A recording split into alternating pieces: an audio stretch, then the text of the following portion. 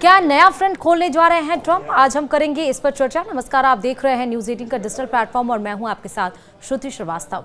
आज दुनिया के कई हिस्सों में हिंसा और जंग जारी है। जहां सूडान और मध्य पूर्व से रूस यूक्रेन तक जंग चल रही है, तो वहीं अब इसके चपेट में साउथ एशिया का एक देश और आ सकता है और इसके पीछे सीधे तौर पर अमेरिका के राष्ट्रपति डोनाल्ड ट्रंप है।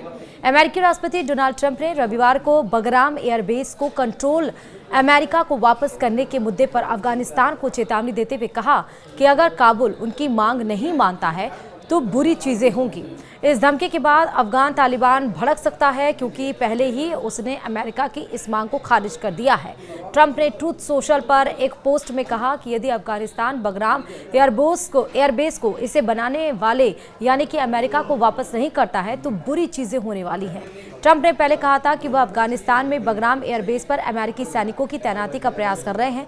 2021 में अमेरिका सेना के देश से भागने के बाद इस एयरबेस पर तालिबान ने कंट्रोल कर लिया था।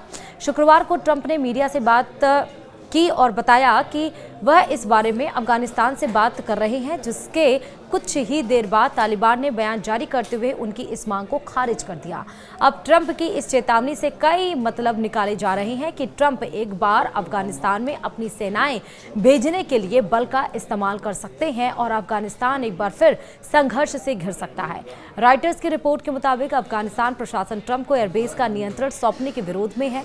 इसके पहले तालिबान सेनाओं ने 20 लंबी लड़ाई के बाद काबुल पर कंट्रोल किया है और अमेरिकी सेना को अपने देश से खदेड़ दिया था।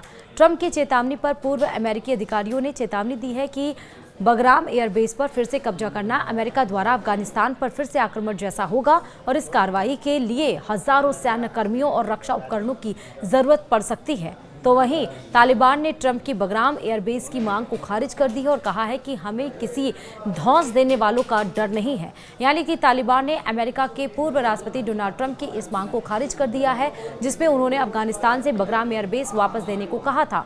तालिबान के सशस्त्र बलों के चीफ ऑफ स्टाफ फसहुद्दीन फितरत ने काबुल में कहा, अफगानिस्तान अब पूरी तरह स्वतंत्र है और किसी विदेशी ताकत पर निर्भर नहीं है। हम किसी भी धौंस देने वाले या हमलावर से डरते नहीं हैं।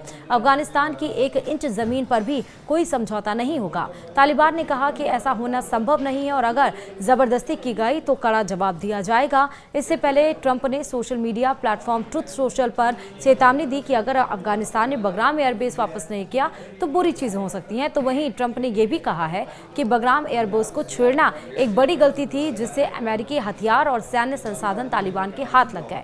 अब हम आपको बताते हैं कि आखिरकार बगराम एयरबेस है क्या।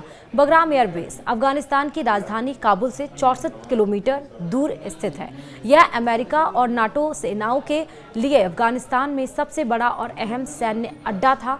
9/11 के हमलों के बाद अमेरिका ने अफगानिस्तान में तालिबान के खिलाफ अभियान चलाया और इस बेस को अपना मुख्य केंद्र बनाया।